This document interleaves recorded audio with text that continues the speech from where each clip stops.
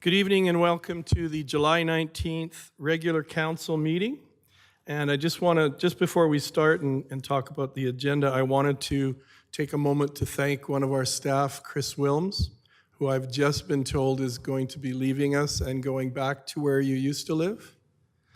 I just want to tell you that on behalf of all of council, we appreciate your time, your effort, your enthusiasm for the position you were in, and on a personal note, very professional, and you always kept me organized, and I really appreciate your time here, and we wish you nothing but the best for you. Thank you. At this time, council, I'd like to confirm the agenda. Are there any emergent items that anyone would like to see added tonight? Anything at home, Councillor Montgomery, or an undisclosed location? Not at this time, thank you. Thank you. Anything from administration or ledge services? Thank you. So at this time, I'd be looking for a motion to confirm the agenda as presented. Mark? Not this time. Your Worship, I would move to confirm the agenda as presented. Thank you. All in favor? Aye. And that motion is carried. We have no public hearing tonight. Are there any public comments that have been sent in tonight? No? Okay, thank you. And tonight we move on to delegations. I believe we have a few delegations tonight. So at this time, I'd like to welcome and introduce Allison Mabbitt. And if you wouldn't mind coming forward, and then maybe once again, just for the audience at home, you can state your name. Hello, I'm Allison Mabbitt. I'm a resident of Strathmore, and I have had the pleasure of calling Strathmore home for the past 18 years. I've had the good fortune not only to live, but also work within the community, and I'm currently also raising my family here. This evening, I'm coming to you in regard to the increase of anti-abortion materials that are being distributed door to door within Strathmore. I strongly believe everyone has the right to have their opinions and beliefs heard, which is why I'm here before you this evening. I am also aware that the distribution of the anti-abortion materials is the organization's opportunity to have their opinions and beliefs heard. But I do believe these materials need to be distributed in a more sensitive fashion. In 2014, my daughter Adeline, my oldest son's twin sister, was stillborn at 35 weeks. Her twin, my son Nathan, is a happy, healthy 9-year-old. We feel our loss daily. We've had to navigate the fear and trauma that comes with the loss of a baby. In 2018, we were blessed with our second set of twins. Carrying that pregnancy was incredibly difficult, and as blessed as we were, it was traumatic to carry boy-girl fraternal twins once again. Firsthand, I am aware that you cannot control triggers and trauma, but you can navigate them. As a family, we have always maintained an open and honest conversations about Adeline as part of our family. We are heartbroken and have suffered such a huge loss in our family, and that carries that pain. It's a pain that we carry that never goes away. When you experience a stillbirth, you receive a care package when you are discharged from the hospital. This includes hospital bracelets, cards, information for support, and pictures of your child. To this date, I have not shown Adeline's picture to Nathan. I have shared black and white ultrasound pictures of the two of them alive together, but he is not ready to see images of his dead sister. And trust me, my daughter, who had passed the week before I gave birth, is dressed and is whole and is definitely dead. But her pictures are not as graphic as the materials that are being distributed within Strathmore. As a mother, I have chosen to censor the images Nathan sees of his sister, knowing that mentally and with a very vivid imagination, he isn't ready. And when he is ready, we will make that decision as a family. That is our decision and one of the few things in life that we can control. Part of the reason we love living in Strathmore is that we are fortunate to live in a community where my son, and in the future his brother and sister, will be able to walk to and from school. Next year, Nathan will be old enough to go to and from school by himself. I can control that he'll be able to get into his home. I can control that there will be snacks waiting for him. I can make sure all the safeguards are put into place that our home feels safe and comfortable. But sadly, at this time, I cannot control the possibility of graphic images that may be on our door. The first thing he sees after school, and sadly, the risk of these materials being at our home and waiting for him seems to be increasingly high as the distribution of materials has increased drastically over the past year. Cue anxiety and fear, conversations I do not want to have with my son, and dread the possibility of having, include him seeing these materials and asking me if that is what his sister looked like, or thinking that is what his sister looked like, and him coming home to these materials. I'm in fear of what conversations will follow, and I have knots in my stomach thinking that next year he will be home before me every day, and I will not be there to make sure the materials are not waiting for him. Our home is our safe place. It is my safe place.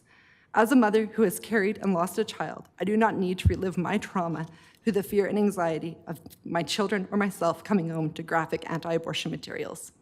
Yes, I can quickly remove the materials and throw them in the garbage. I'm aware of this, and I am more than willing. But these organizations can also put these materials in envelopes. They can be labeled, and the decision to open this material can be of the individual. In preparation for this evening, I debated a PowerPoint presentation. I was thinking I could show the graphic images of the brochures and pictures of my daughter, but then I thought, why? What is the point of the shock factor? And more importantly, I don't know your stories. And I chose sensitivity, and I chose kindness. And tonight, I am asking for sensitivity, and I'm asking for kindness to protect those who have suffered infertility, miscarriage, stillbirths, or infant loss, to protect children who walk home from school before their parents, to offer a safeguard for individuals who do not know they need it. All of the power of the individuals who wish to learn more and want to read the material. All I'm asking for is an envelope. And if people choose to open that envelope, that is their personal choice. This evening, I'm asking for the town of Strathmore to consider the same bylaw passed in April of 2023 within the city in Calgary in support of the Calgary Pregnancy and Infant Loss Support Center. I am asking for graphic flyers to be in envelopes with a sensitive content warning. According to the City of Calgary bylaw, the flyers depicting graphic images of fetuses require a layer of protection against individual family members being inadvertently exposed to graphic content. The bylaw outlines that the flyers have graphic images of fetuses must be concealed in an opaque envelope, have a graphic content warning, and include the name and address of the sender when delivered to homes. The content warning must read, contains graphic images that may be offensive and disturbing. The 3 bylaw requirements I listed above each carry a separate fine of $1,000 if violated. As I mentioned earlier, I've lived in Strathmore for 18 years. I have never seen as many materials distributed as I have this spring and summer. So I cannot help but think the bylaw within Calgary has brought an influx of distribution of materials to Strathmore. If this is true, the passing of the bylaw would possibly deter the group from door-to-door distribution. And if not, it would at least provide a safeguard for individuals such as myself who need it. Thank you for your time and consideration. Thank you very much for your courage, Allison, in sharing your story. I know its pain is still with you, and I know from my own parents who lost a child during birth how hard that is for a parent. They never totally got over it, and it stayed with our family for a long, long time. So I appreciate your courage, and I know council may have some questions for you, and then we may have some questions for our administration as well, but thank you. Councillor Peterson. Thank you, Your Worship. If no other councillors have questions, I do have a motion for consideration, if you would allow it, Your Worship. I would move the council direct administration to bring forth a bylaw guided by the City of Calgary bylaw to address graphic image material being delivered to people's homes in the community of Strathmore. If I might speak to the motion, Your Worship. I want to thank you for your courageous and thoughtful, balanced presentation, mindful of the care of everyone in this community. It is extremely mindful in the sense of your delivery, and I can't thank you enough. I think it's so well balanced and considerate of everyone, and that speaks to who you are. And I'm really thankful that you have brought this forward. Thank you. Thank you, Councillor Peterson. Just a quick question to our CAO, Mr. Scoville. Do you know roughly how, I know your staff is busy with a lot of other things, so what time period might you think that a report like this could come forward if this motion passes?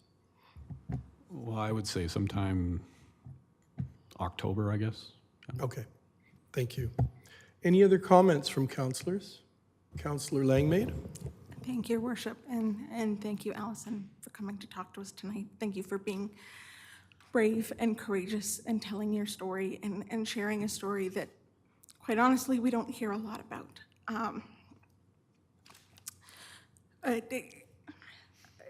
Not many people know this, but back in January, I miscarried a set of twins. Thank you. And I've been absolutely dreading having that flyer show up on my doorstep. So I want to thank you, but I also want to thank the community for the community watch efforts that have been going on social media and warning people when these have been arriving in their neighborhoods, so that we can be aware and know when we open our door that something awful might be waiting for us.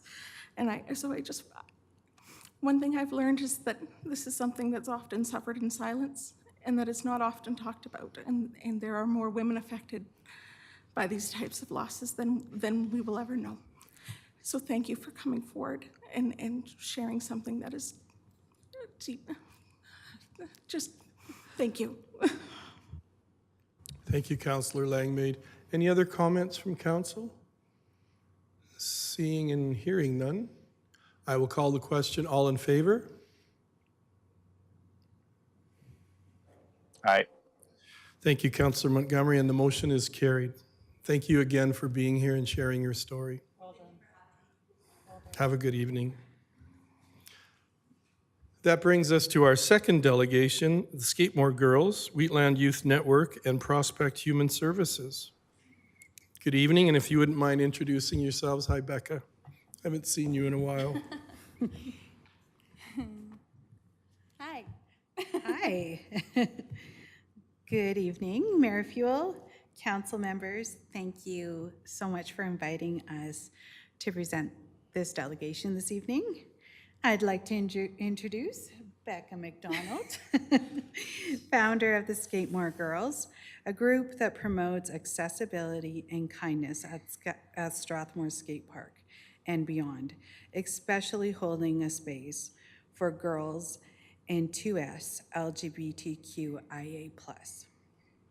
We're presenting tonight in partnership and on behalf of Adelaide Millen Stewart, Community Coordinator of Wheatland Youth Network and Integrated Youth Hub, connecting young people in Strathmore and Wheatland County with mental health and wellness supports.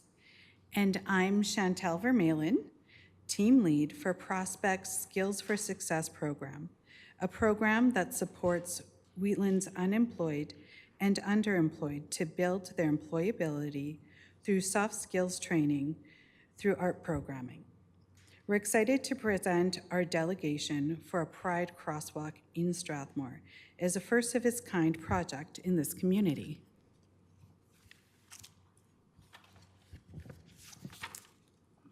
So, on June 17th in 2023, the Skate-More Girls hosted Strathmore's first LGBTQ2S+ Pride Parade that ran along the pathway beside Thomas Drive. The event was attended by 23 participants and was well received by the community, inspiring a feeling of solidarity and support for the community. The success of this event and the energy of the participants inspired conversation about creating a permanent symbol of solidarity in the community. The Skate-More Girls, Wheatland Youth Network, and Skills for Success have banded together in their venture to create a symbol of pride in Strathmore. And if approved, we intend on inviting other community partners and members, including the high school GSA, to join in our collaboration by participating in the creation of the project, encouraging a sense of pride and ownership in the project.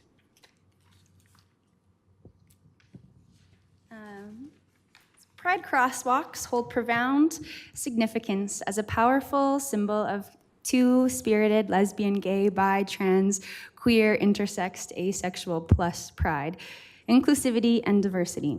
They represent a visible statement of support and acceptance, letting 2S LGBTQIA+ plus individuals know that they are seen, heard, and valued in our community. The rainbow colors used in Pride crosswalks carry deep symbolism. The rainbow flag is an iconic symbol of the LGBTQ2S+ Pride, with each color representing different aspects of the community and its history. The colors represent diversity, unity, and the ongoing struggle for equality. Pride crosswalks create a safe and welcoming space for these individuals. They serve as a reminder that Strathmore is a community that celebrates and embraces diversity and fosters a sense of belonging for all its residents. These crosswalks also act as educational tools, sparking conversations and raising awareness about these issues. They provide an opportunity to promote inclusivity, change stereotypes, and inspire empathy and understanding within our community. The benefits and impact of Pride crosswalks extend beyond the LGBTQ2S+ community, positively influencing the entire community. Pride crosswalks increase the visibility and representation of these individuals, creating a sense of pride and empowerment within the community. These crosswalks promote a culture of acceptance and tolerance and foster a more inclusive and welcoming environment for everyone. Pride crosswalks serve as a catalyst for conversation and education, encouraging dialogue about LGBTQ2S+ issues and fostering greater understanding and empathy. The presence of these crosswalks attracts tourists and visitors, benefiting the local economy by increasing foot traffic and promoting Strathmore as an inclusive and welcoming destination. These crosswalks foster community pride and unity, promoting a sense of togetherness and solidarity among residents.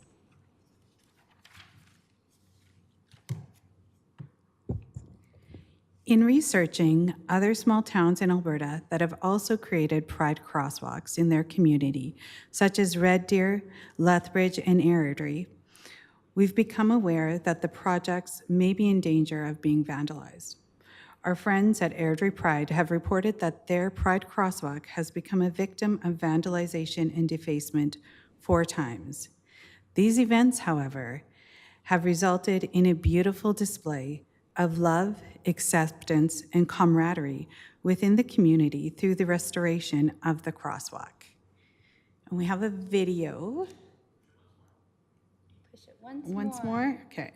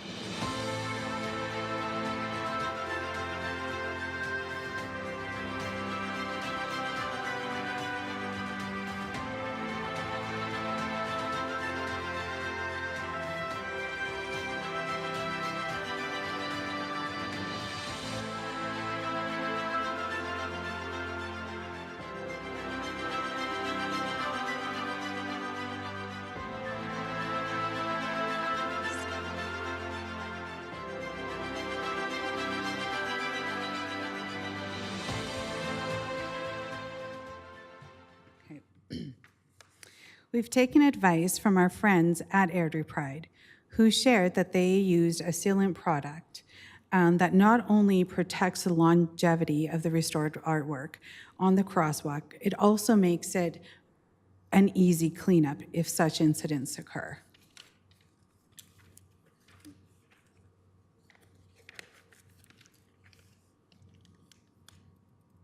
Is it advancing? No, it's not advanced. Oh, I think we're stuck. Next slide, Next please. slide, Thanks please. so much. Thank you. All three of us community partners work with the LGBTQ2S+ community. This is what they had to say about what having a crosswalk would mean to them. I'll give you a moment to read through some of the statements that the community has shared with us. We also have a few more statements that we've printed out for you.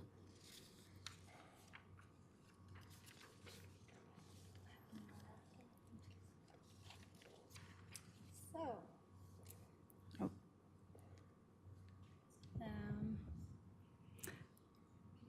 Yes.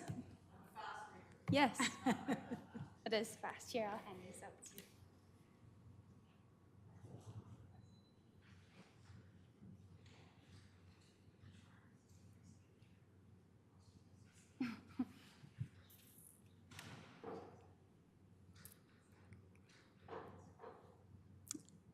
I really like CC's a lot.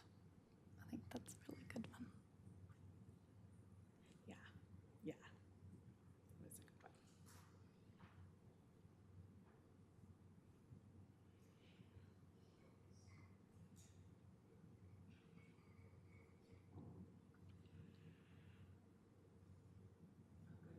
You ready? Move forward. So, our request. We request approval to create a Pride crosswalk on the pathway along Thomas Drive where Strathmore's first Pride Parade took place. This location would commemorate the event and provide some protection from vehicles leaving marks on it. The project is proposed to take place on September 22nd, 2023, after school reopens for the year, which would allow the high school GSA to participate in the creation of the crosswalk.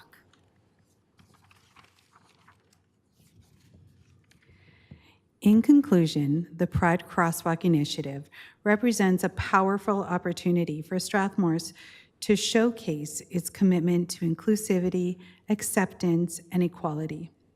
By implementing a Pride Crosswalk, we can create a more visible and tangible symbol of support for the LGBTQ2S+ community, fostering a sense of belonging, empowerment, and pride.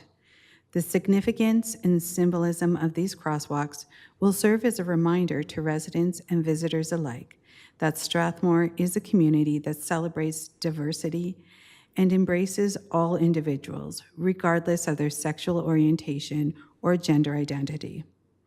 The benefits and impacts of a Pride crosswalk extend beyond the LGBTQ2S+ community, positively influencing the entire community by promoting tolerance, education, tourism, and community pride.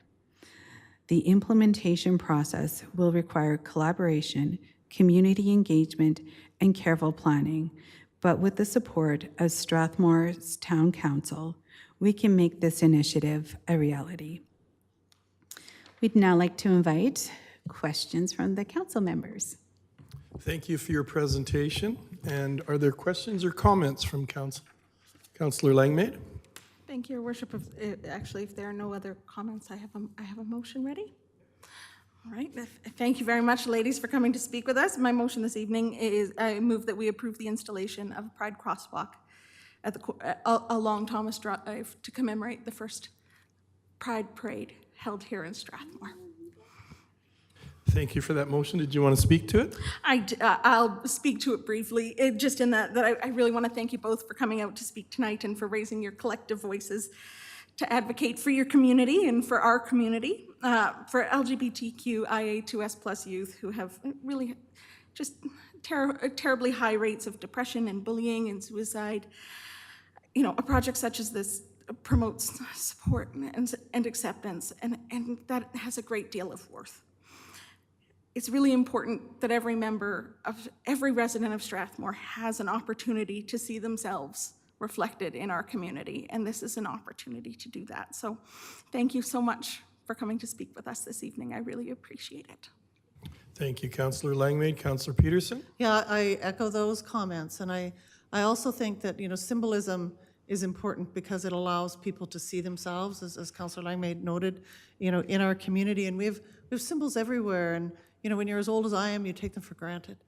You take for granted the fact that, that our churches have symbology, our places of worship have symbology. The wheel, keep it up, your worship, just keep it up. That's more than one this week.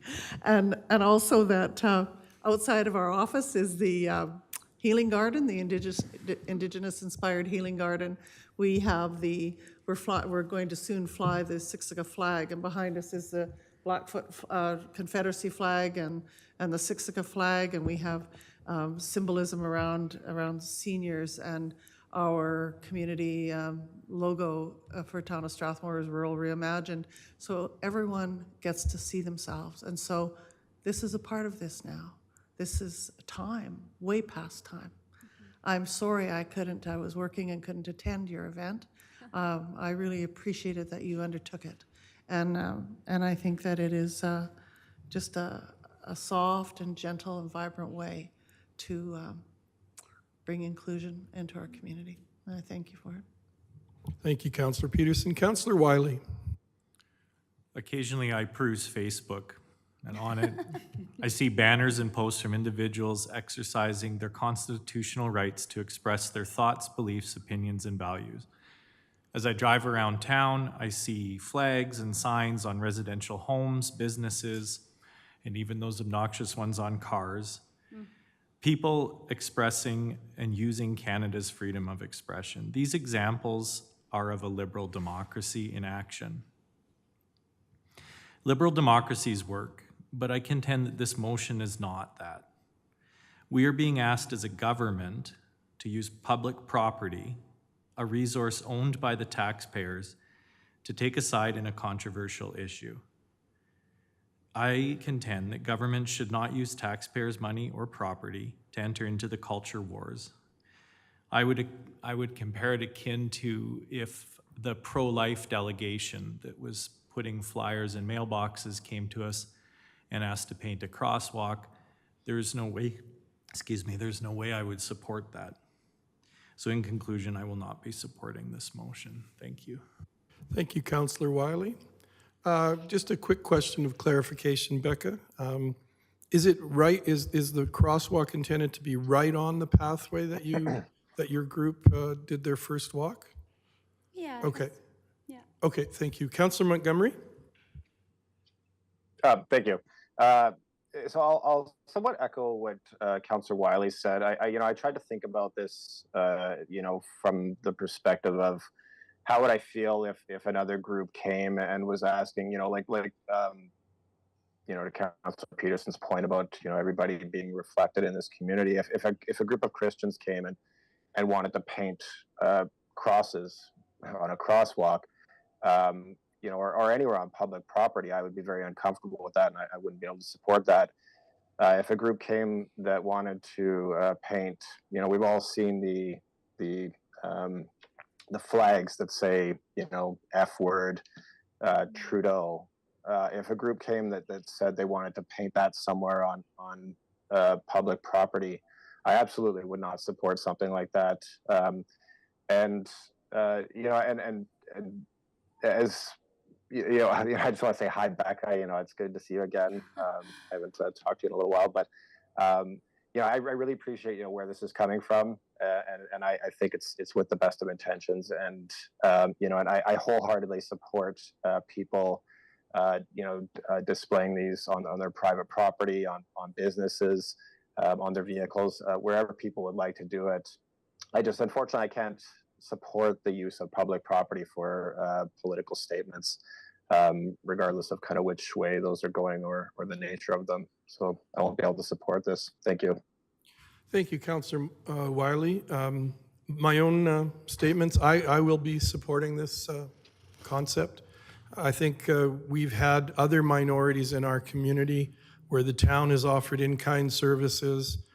We've had the recent powwow that supported Siksika Nation, and we have a minority of Siksika people living in our town, and there was much staff time, and we had it in a town facility, and it supported the minority in that question, and it's one more way that we can try to support people who are in a minority situation in our town who may feel at risk, and I will be supporting this. Councillor Peterson. Your Worship, I just want to end by saying that the inclusion of pride flags in public spaces is not unusual. If we look behind us, this is a public space in a government environment on public property, and there is representation. And in every section of this community and almost every block that I walk on town-owned property, there will be some display that relates to symbolism relevant to a liberal democracy. And so I think that they have a place as they represent the ongoing struggle for equality.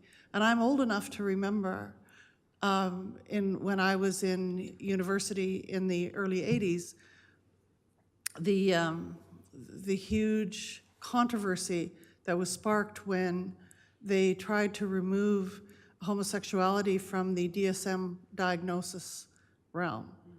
You know, 1984 may seem to my friend beside me, my young friend, a long time ago, but it's not. You weren't born, but but really, in the terms of history, it's not that long.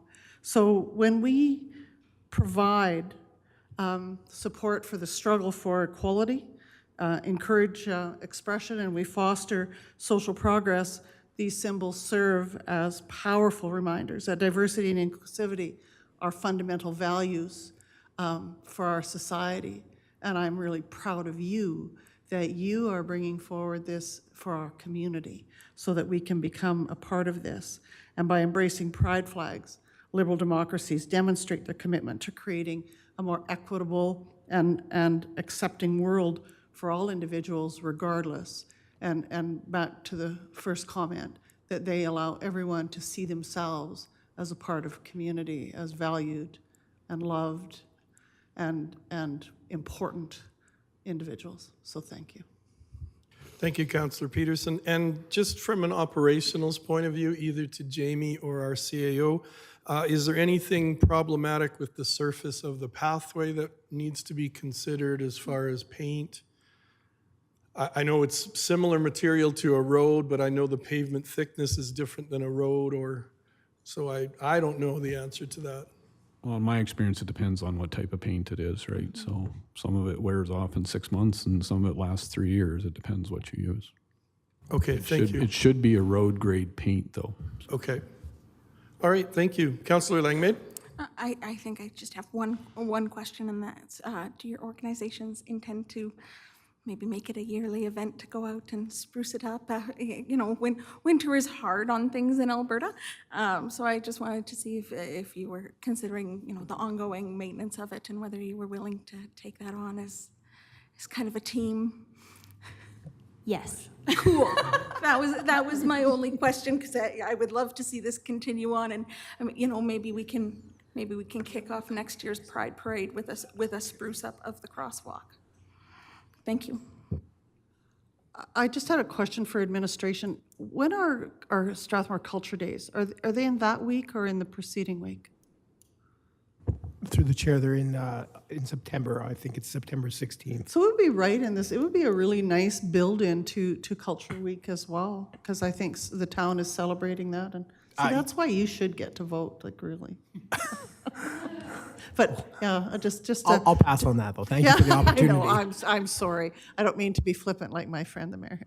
But I think that that's something worth pursuing, you know, because there are many celebrations going on throughout the community during Culture Days. Thank you. Thank you for that. Any other comments? Then I'll call the question. All in favor? Opposed? And the motion is carried. Thank you. That brings us to 5.3, Prospect Human Services Skills for, boy, this is one that has a lot of S's and I lisp, so That's cruel. So anyway, Prospect is here. Good evening again. Good evening. Prospect's here.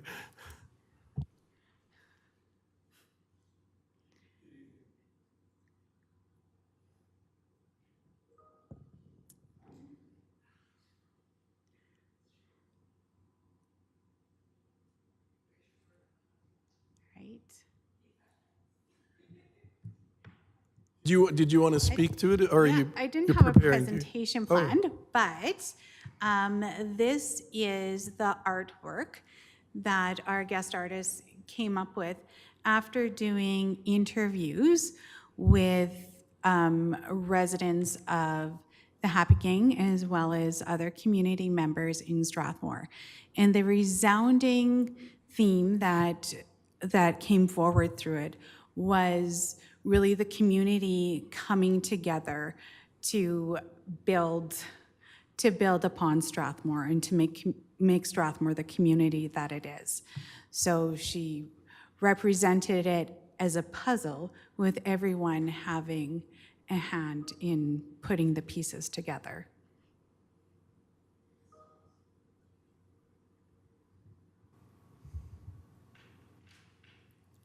Thank you very much. I wasn't quite sure. I didn't want to interrupt, Okay. but Councillor Peterson. Your worship, I would move that council approve the concept for the public mural to be installed at the Lambert Centre as presented in attachment 1. Your worship, we had a motion for this before too, did we not, Kara? It just came back. All right, good. Thank you. Thank you, Councillor Peterson. Any other comments from councillors on this? I'll just say I really like it. I love the fact that various cultures are represented in working to build this puzzle and add pieces to make Strathmore, and Strathmore obviously has a great deal of heart. We've seen that in the past, so I love it. I think it's very good. So I guess I'll call the question. All in favor? And at home? All right. Thank you, Councillor Montgomery. Thank you again for your presentation. Thank you. That brings us to item 6, the consent agenda. Are there any items from the consent agenda that council would like to see removed and discussed on an individual basis? Councillor Langmaid? Thank you, Your Worship. I'd like to propose that we remove item 8.2, financial reserve policy, number 1817 from the consent agenda this evening. So then would our motion be to accept the consent agenda excluding 8.2? Okay, I'm looking for that kind of a motion, I guess.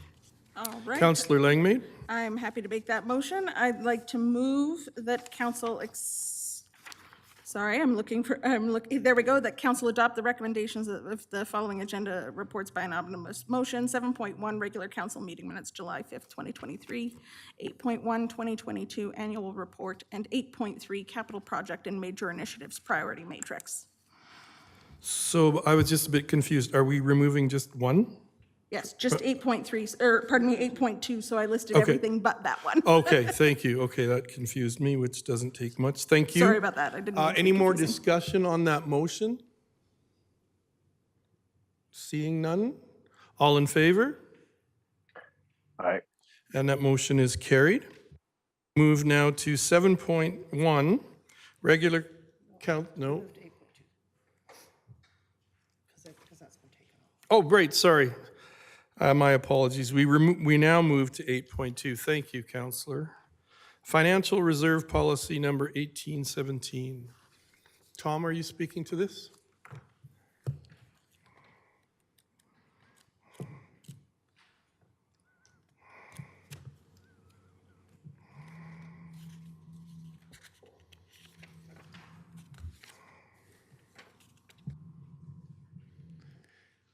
Good evening, Mayor and Council, and yes, I will be speaking to the financial reserve policy this evening. Oh, I got power. So as I presented at the Committee of the Whole last week, we've now brought forward the policy for Council's consideration this evening. So I'll present the presentation that I did last week. I'll maybe go through it a little quicker, but also recognizing that Councillor Montgomery wasn't at that committee of the whole, so I will go through the full presentation so we can address all the items in there, and then we can I can answer any questions at the end.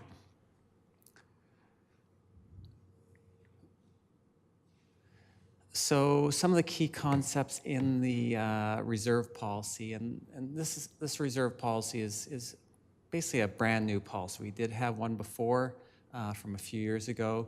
Didn't have a lot of maybe solid or firm commitments in it on funding levels, source of funding. So we wanted to really tighten it up. So some of the key concepts from the policy are ensuring that we have that the reserves promote and help stabilize the property taxes. So ensuring that we have good reserves, good funding in place, so that way we're able to meet any demands and challenges that the community might be facing. That might be an emergency situation for funding, snow clearing, whatever it might be, and also allowing us to save dollars for the future for key capital projects. So one of the highest or the most, I guess, important components of this policy.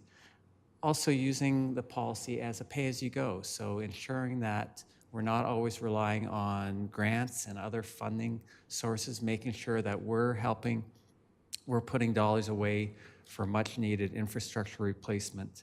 So making sure that we're not always relying on debt and incurring debt and the interest charges that might come with that, and ensuring that we're looking for funding for the future that we're committing current tax dollars for. Also, the reserves help maintain the cash flow of the organization.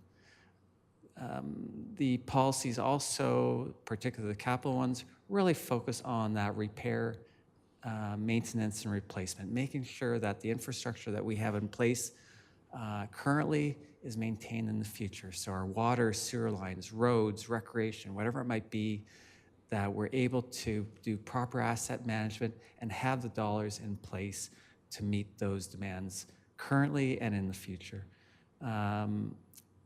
In the policy, we really have tried to focus on what are the rationale for having these reserves and the purpose for them, so there's clear direction for council, for administration, and also for the community. That way, when we're preparing and presenting to council the capital budget or operating budget, hey, we've got a clear direction on what those dollars were set aside for. That doesn't mean council couldn't deviate from that, but at least it gives us a plan for the future. Source of funding is identified in the various reserves.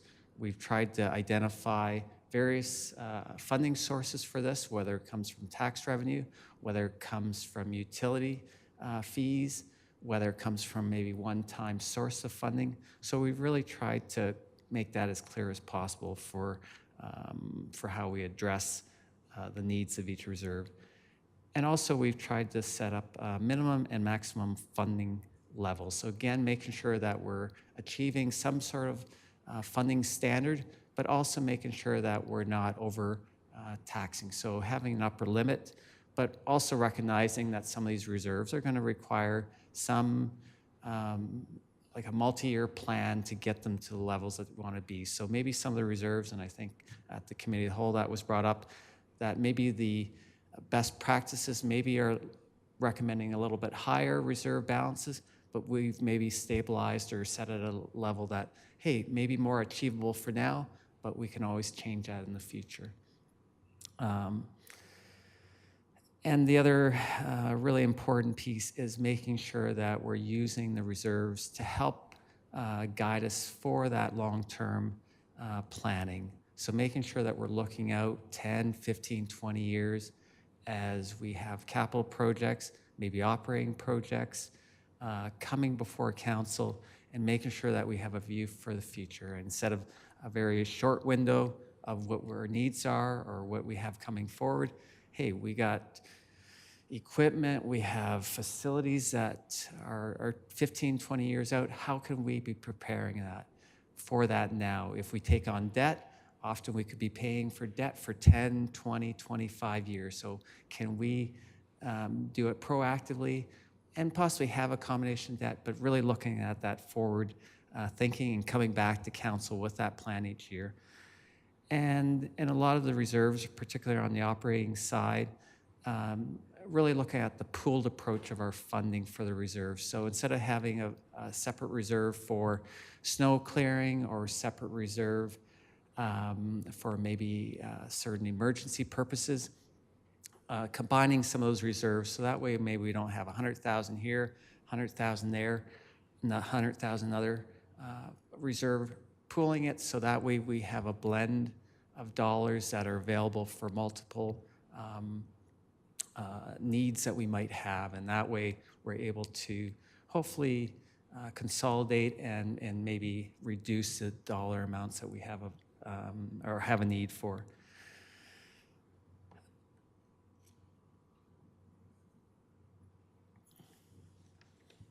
So I'll just again run through the various types of reserves. So there's 3 types of reserves, or I guess there's 4 types of reserves that we have. We have operating reserves, we have capital reserves, we have program-specific reserves, and then we have our dedicated reserves. So the first area that we have is our operating reserves, and we have 3 reserves that we're recommending be established. One being that financial stabilization. So that's probably the most pooled reserve for these emergent issues and also for any loss of revenue or additional expenses that we may incur just on a one-time or on a short-term basis. We also have we're recommending a non-annual recurring expense. That's a new one and something I've seen quite effective to help council stabilize, again, the annual tax dollars or the tax rate and the tax that we collect, where maybe we have certain expenses that we maybe only incur once every 4 or 5 years. So instead of getting that one-time hit of a $50,000 project, we try to stabilize that and blend that over a 5-year period. And that way, we're trying to get rid of those ebbs and flows in the operating and capital budgets. And also, often with permit or development fees, particularly on, say, building permits, we might get for a new facility, we might get $100,000 revenue come in for a building permit. So we don't want to lose that and have it come into our general revenue when often the costs associated with that for inspection services and different things are delayed. They may be a year or maybe 2 years down the road. So again, trying to make sure that we're stabilizing things for council and for the community on our tax revenue by developing and establishing this development application reserve. So that's a brand new reserve that we've never had before. Going to our capital reserves, basically having just 2 capital reserves set up, one for focusing on asset replacement and rehabilitation. So that really ties in nicely with our asset management plan that we will be continuing to build on and hopefully come back with long-term strategies for council as part of the capital budget process for the future on how many dollars do we need in some of these reserves, when do we need them, and really focus on how we start funding them. And then we also have the general municipal capital reserve, and that is primarily for new projects. So putting aside dollars for maybe you want a new recreation facility of some sort, a new pickleball court, whatever that might be, that we are kind of identifying and establishing and setting aside dollars for future use.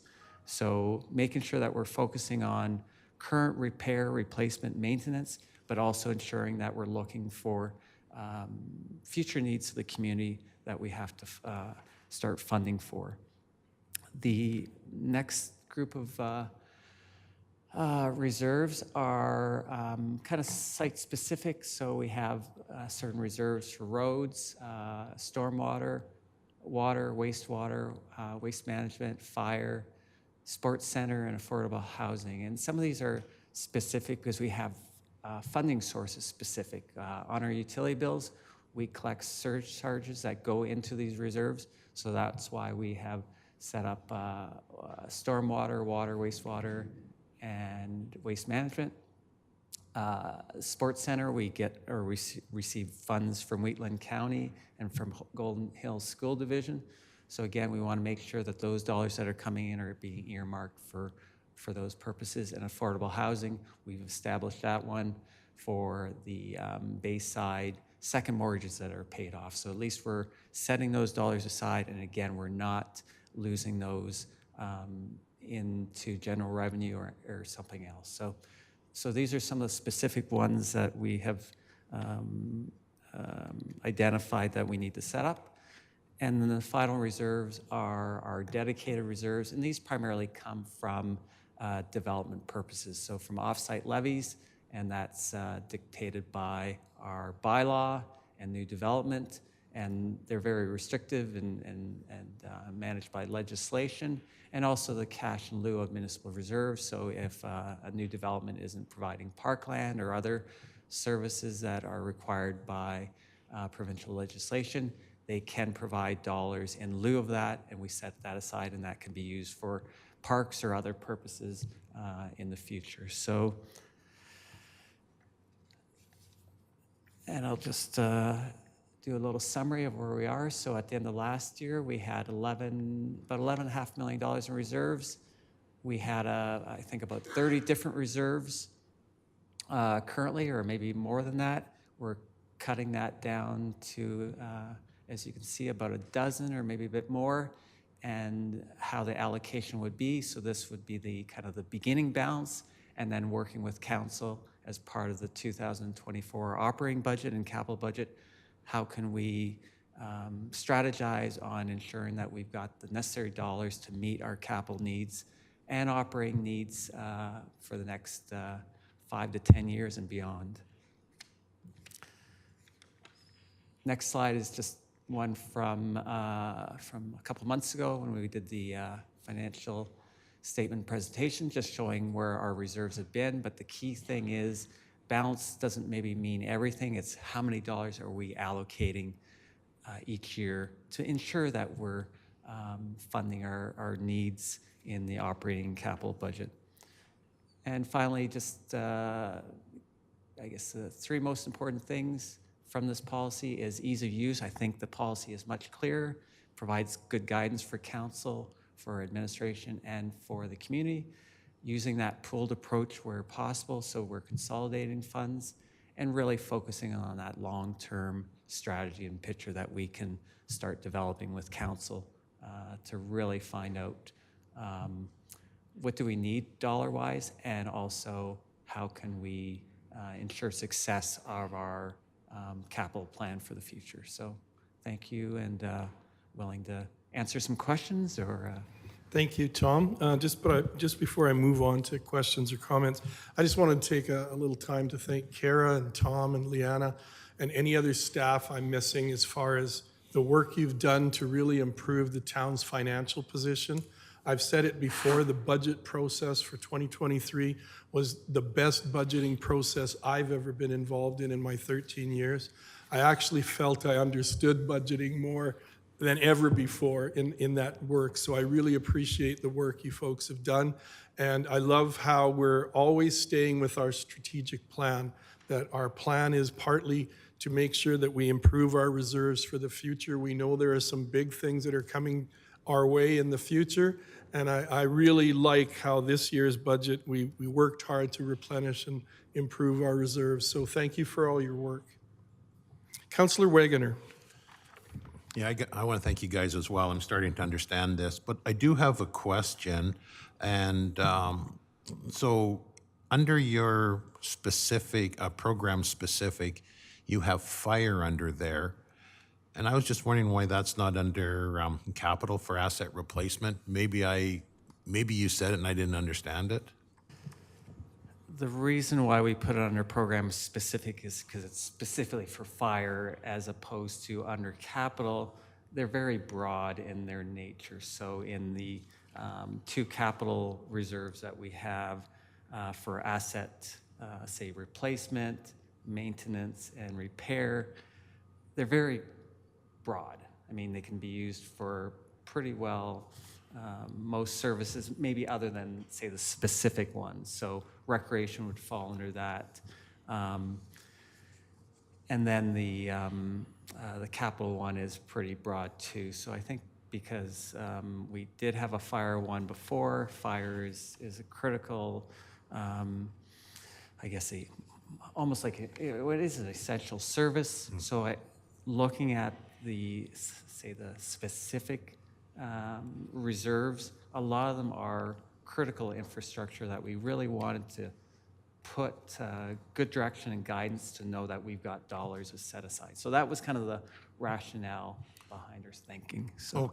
Okay, that answers. I mean, it is a capital asset, but under program specific, at least now, it's dedicated to that because looking for new apparatus does get expensive. So that does explain it. Thank you. And one of the things that we'll be putting in there right away, and it's very timely, is I think there was a question at the Committee of the Whole regarding a one-time funding that might come in.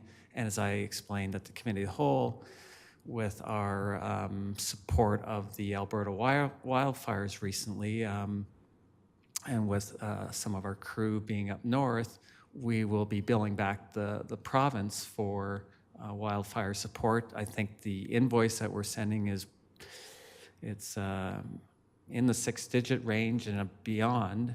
So we'll be getting some revenue in from that. We did have some costs that we incurred as part of that, but we will end up probably, let's say, like a surplus of dollars. We'll be putting that surplus into that fire reserve. So that's where we kind of get these one-time payments coming in. We don't just want to lose them in the general revenue and be spent. Hey, that's something that we can be proactive and putting that into the reserve and helping fund the needs of the future. Thank you, Councillor Wegener. Councillor Peterson. Just a follow-up to Councillor Wagner's question. So just to iterate, as Councillor Wiley would say, for people at home, those one-time funding opportunities that come forward, they are logically allocated to the place that directed them. So fire did the work. The reserves will be directed back into fire. That's what you're saying? In that case, yes. If it was maybe something more general where we don't have a specific reserve for it, then it would go into probably I think we've got it identified as either going into the typically the financial stabilization reserve. So my question then to follow, so just in terms of allocation, is it considered a reallocation, a new allocation? Funding like this? Funding like this? Because I just don't know about it. I've never seen it before. Yeah, it's not a reallocation. It would be Just an a new allocation. It would be a new allocation of funding that we didn't have in our budget. And I mean, I've had many of these. I'm just trying to think back over the years. Yeah, we probably have too. We've just never Yeah. had the oversight from SLT to see it in this format, which is appreciated. And I think the other thing that is worth noting, that everything that comes through there is something that you'll bring back, right? And before it's reallocated or allocated. And the other thing that continues to concern me, and I know you've thought about it, and I know there's opportunity to address it, but one of the things that I'm really mindful of when I look at the reserves available happened in the area of recreation.